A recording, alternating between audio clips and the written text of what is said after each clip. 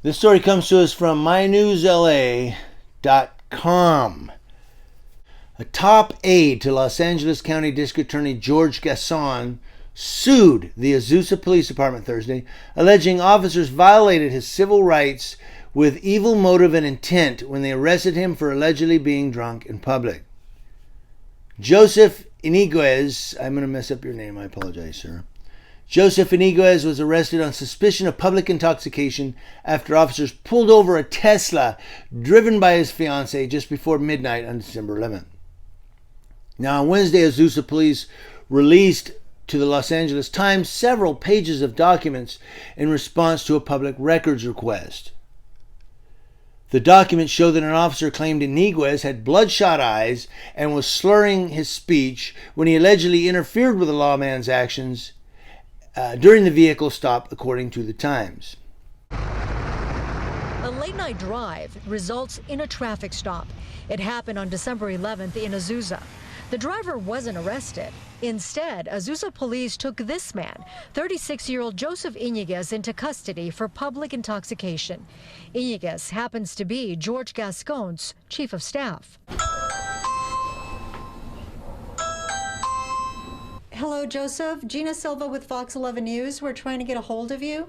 We tried repeatedly to reach Mr. Iniguez, even knocking on his door, but he never got back to us. According to the LA Times, Iniguez says he was simply trying to capture the traffic stop with his cell phone, and that in itself upset the officers. An Azusa police representative did not immediately respond to a request for comment.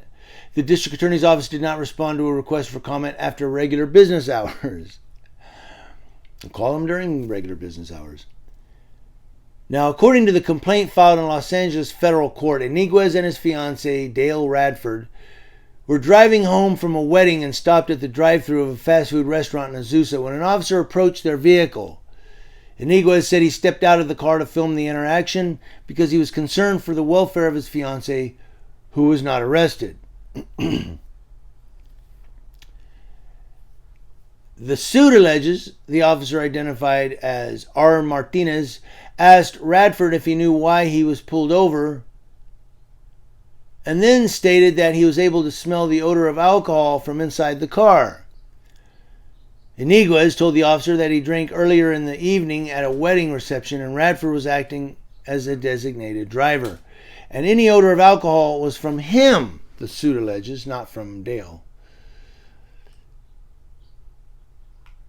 Now, after Iniguez began advising his fiancée of his rights, Martinez, named as a defendant, allegedly told Iniguez he was in public and intoxicated, and that he would be placed under arrest for public intoxication.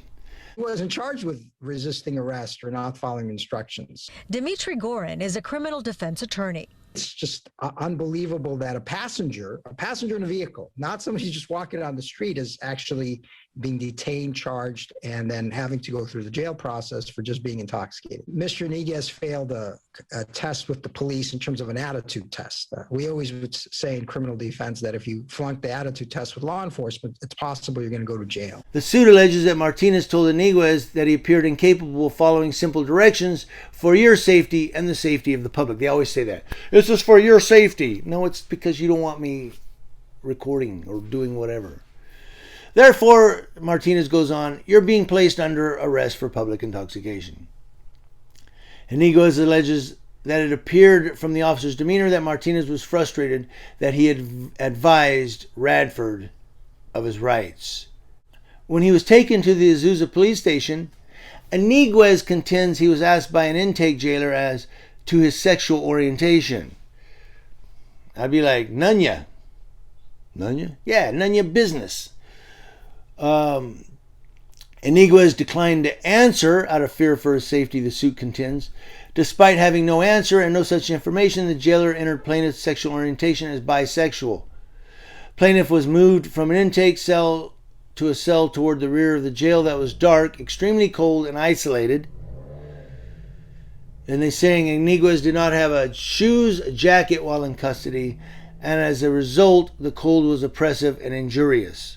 Iñiguez was released shortly after being booked for public drunkenness. He has since filed an internal affairs complaint against the arresting officer.